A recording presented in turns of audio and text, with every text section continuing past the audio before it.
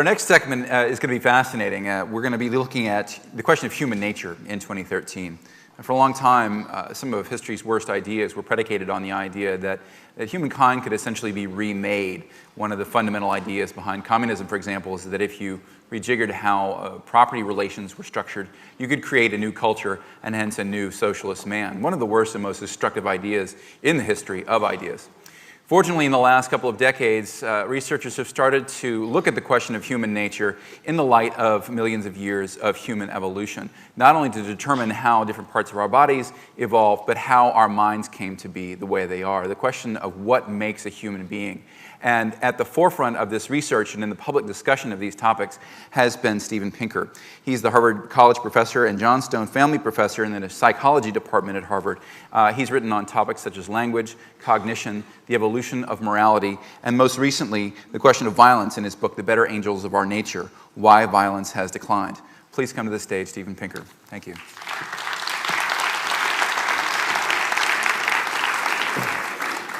Thank you, Lane.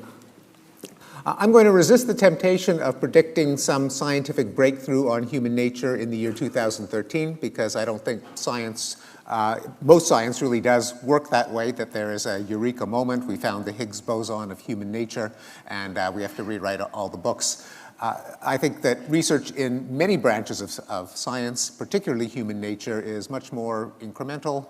Ideas build up, some studies replicate, others don't, and gradually a new way of understanding people emerges. But I will mention one trend that I think has been growing over the last decade and I think will continue to grow, and that is understanding humans as moralizing animals. That if you ask what goes into human nature, there are obvious things like memory, sexual desire, fear, color vision, but we're coming to realize that one component of human nature is the urge to moralize, to pass judgment on others, to formulate universal principles and punish those who violate them. And you might think, well, this has tremendous practical applications because the world needs more morality. Maybe if we could find out what makes people moral, we could get people to do more of it.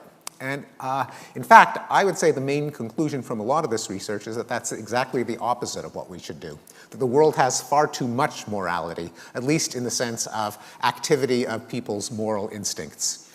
If you look, and this became clear to me as I tried to identify the causes of violence at various scales throughout human history, from police blotters, where the biggest motive for homicide is not just amoral predation, a mugger killing someone to steal his Rolex. The biggest categories of motives for homicide are moralistic. In the eyes of the perpetrator, of the murderer, it's capital punishment, killing someone who deserves to die because whether it's a spouse who's unfaithful or someone who dissed him in an argument over a parking space or cheated him in a deal, that's why people kill each other for moral reasons. That is true at large scales as well. If you were to tally up the largest episodes of bloodletting in human history, most of them would have moralistic motives. The Nazi Holocaust, Pol Pot, Stalin, the Gulag, Mao, the European wars of religion, the Crusades, all of them were killing people for not because they wanted to accumulate vast amounts of money or huge harems of women, but because they thought they were acting out of a moral cause. One of the reasons is that the human moral sense does not consist of a desire to maximize well-being, to prevent people from harm, but it is a hodgepodge of motives that include deference to a legitimate authority, conformity to social and community norms, the safeguarding of a pure divine essence against contamination and defilement. That leads people to moralize many activities that don't do anyone harm, homosexual activity between consenting adults, writing a novel about the Prophet Muhammad, striking up a conversation if you're a single woman with a man that your father hasn't approved of, and so on, violations of which, as you all know, can lead to actually rather horrific forms of violence. Indeed, one of the great trends over the course of history that I think has been responsible for the reductions of violence that I tried to document in The Better Angels of Our Nature is paring down the application of our morality and moral sense, working against some of the inclinations that are built into human nature to moralize authority and conformity and purity, to say really what we should attach our moral sense to, our moral emotions, is simply the maximizing of human flourishing and the minimizing of harm. That doesn't come particularly naturally to us, but I think it is one of the greatest sources of progress. More generally, understanding where moralization applies, where perhaps it oughtn't, might give us some insight as to how to resolve some of the remaining conflicts. I'll just throw out one example. We often wonder why the Israelis and Palestinians can't just do what is obvious to the rest of the world as the solution to the problem in the Middle East, namely a two-state solution, perhaps with some financial compensation to prop up a nascent Palestinian state. The European Union and the US, the quartet, could shower them with money if they agreed to stop killing each other. The reason that doesn't work is that it violates some commitments to sacred values that extremists on both sides hold, that the more you point out the financial and everyday advantages of living in peace, the more they feel it's compromising these values that may not be compromised if you're going to be a moral person. Giving money to two combatants to lay down their arms is a bit like suggesting to a friend who is having trouble paying her bills that she turn a few tricks. It's a logical way to bring in some cash. The reaction would be outrage. What kind of person do you think I am? That's exactly the kind of reaction that you have when you suggest breaching sacred values in highly moralized disputes. So I'll end with one quote that I have in the book from the great analyst and social commentator George Carlin, when he said, the moral motivation is overrated. You show me some guy who's sitting on a couch watching game shows, and I'll show you someone who isn't causing any freaking trouble. He didn't use the word freaking, but that's the general idea. Understanding, recruiting, and indeed minimizing human moralization, I think, is a great way to leverage a greater understanding of human nature to make the world a better place. Thanks.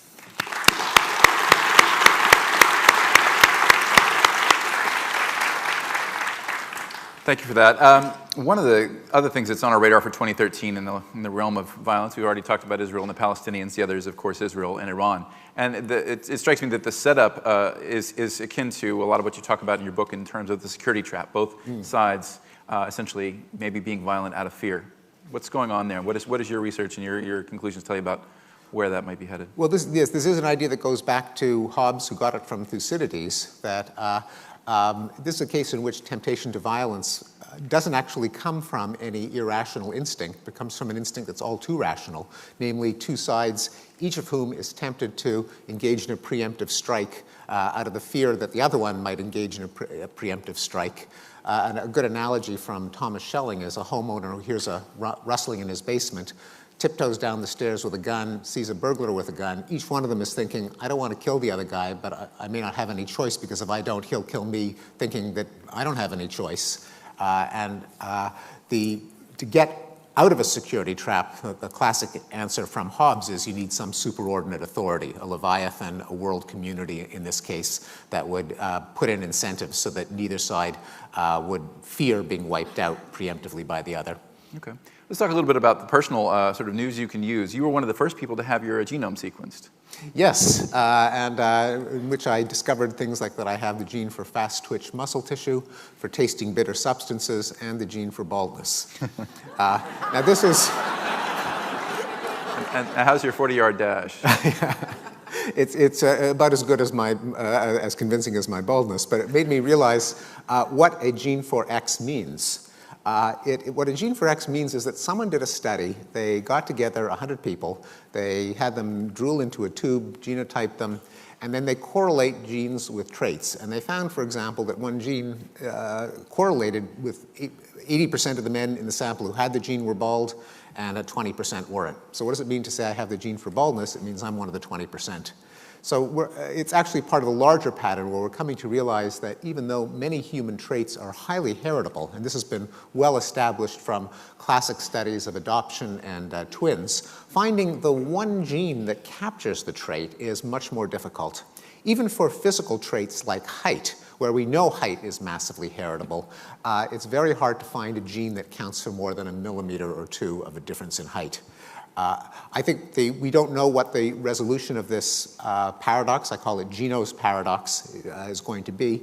There are 2 main possibilities. One of them is there are lots and lots and lots of genes for height, IQ, baldness, and so on, each with an itty-bitty effect, but of course you might inherit hundreds or thousands of them.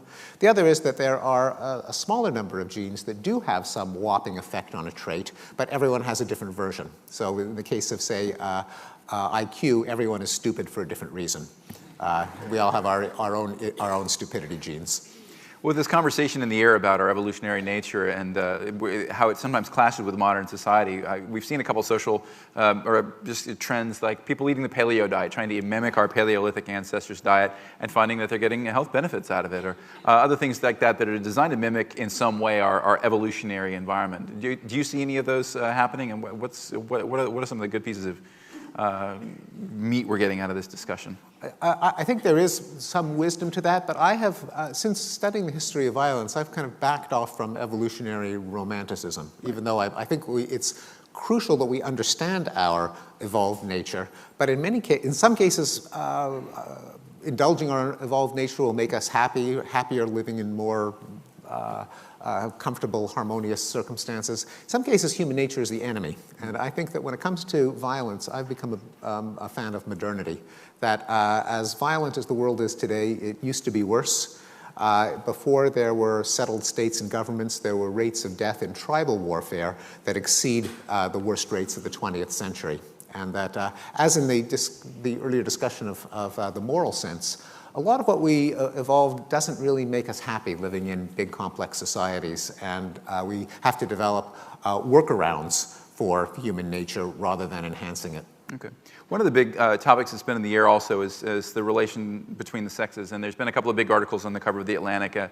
Anne-Marie Slaughter, friend of The Economist, we saw one of her predictions up here, wrote a big piece about women in the workplace, and she's obviously fantastically successful, but described her yearning also to be with her children, and her return to Princeton from Washington, partly predicated on that. You debated the nature of men and women with your colleague Elizabeth Spelke. Is there anything interesting that's coming out of that research that you think will hold up as we look at the natural differences between men and women, what they want, what they can do, and so forth? You know, I don't think that men and women are biologically indistinguishable. I think that there are some emotions and drives that where there can be overlap between men and women, but on average they will differ. The reason I think this is less relevant to issues of, say, workplace equality or general women's rights is that even if there are statistical differences, in all these cases, the imperative is really to treat people as individuals. If someone is a few points higher than what's the averages for their gender, a few points lower, it's both unfair to the individual and irrational for the organization to judge the individual on the basis of the mean of the race, of the gender, of the ethnic group, and the commitment ought to be to treating individuals as individuals. And that's one of the most hopeful points about this whole discussion, if only people understood that it's irrational to discriminate. I would say so, yeah. Well, let's take some questions from the audience out there. I know there will be a few. Start down here in the front, and then if I can see another, number 2 will be the gentleman in the tie here. So first here, and then number 2. Hi. Just as we are at the relatively early stages of this century, how would you go about advocating the no harm principle as we move into a new world?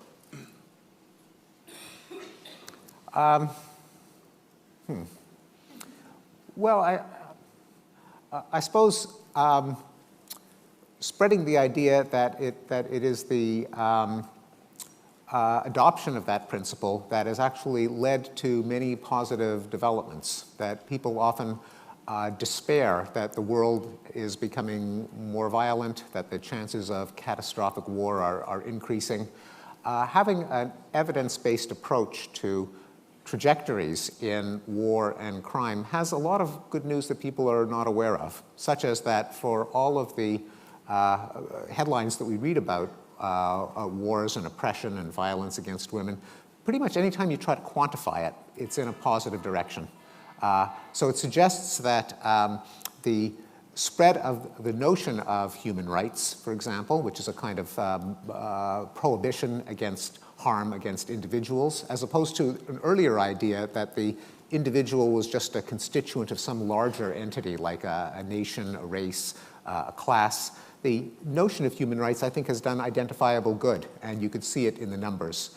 The reason that it's so hard to become aware of this is that news is about the failures, about the episodes of violence that still occur. If an episode of violence doesn't occur, that's not news, and so you don't hear about it. It's only when you calculate the rate of acts of violence that you realize how far we've come. All right, we have one here in the center, I think. Yes. Hello? Hello? Microphone? There we go. In the opening remarks to this talk, you suggested that human nature can't really be changed, and if it does, it takes a very long time. My question is, if we think that in some ways we can rediscover our human nature. I'm thinking specifically of the problem of homosexuality, namely that there's a lot of scientific evidence to suggest that it is something inheritable, but if it is, what is the evolutionary benefit to maintaining it in a species if obviously they can't breed? Given this and the recent Supreme Court decision to take up Prop 8 from California, we're seeing an increased acceptance of homosexuality and an examination and a discussion about it. Do you think this opens doors to discovering new things about human nature that in effect could approximate changes in it? Yeah, homosexuality is an interesting case, and it's unlikely that to the extent that homosexuality has a genetic basis, it's very unlikely that those genes were selected because they are disadvantageous in the biologist's strict sense of how many babies you pump out. So it's a scientific mystery why there is any genetic basis for homosexuality in the first place. It is becoming increasingly apparent that even if there was no evolutionary advantage, there does seem to be some biological basis. That is, people really don't choose to be gay. It's a feeling that comes over them as they approach adolescence, unbidden and mostly uncontrolled. The question is, how should this affect our attitude toward homosexuality, both in the case of laws restricting homosexuality, which fortunately have been declared unconstitutional, and now it's advanced to the issue of gay marriage. For a long time, homosexuality was an exception to the general principle that liberals like things to be learned and conservatives like things to be innate. Homosexuality was the exception because the idea was if it is innate, then you couldn't choose it, therefore it's not a fit subject for moralization. Gay people can't help it, therefore homosexuality should not be stigmatized or criminalized. Now I think it's not a very good argument because if you restrict morality, as I think you should, to the promotion of flourishing and the avoidance of harm, since homosexual behavior between consenting adults doesn't harm anyone, in fact it enhances pleasure, then it shouldn't be moralized whether it is learned or innate. And there's an interesting age shift in acceptance of homosexuality. You probably all know that young people pretty much have no problem with homosexuality. It's like, gay, whatever, dude. But in addition to that change, there's another change, which is just as interesting, which is that among older people, you can in part predict their attitude toward the moralization of homosexuality from their own nature versus nurture theory. Older people who think that homosexuality is innate are tolerant toward it. Those who think that it is a choice are intolerant. Among younger people, it doesn't matter what their theory is of the biology of homosexuality. They say it's no problem either way. So we're seeing, I think, a beneficial change in moralization. Namely, you don't have to look for some biological basis for tolerating homosexuality. It's simply a matter of living and let living. Stephen Pinker, thank you very much. That's going to be our last question. Thank you, Lane.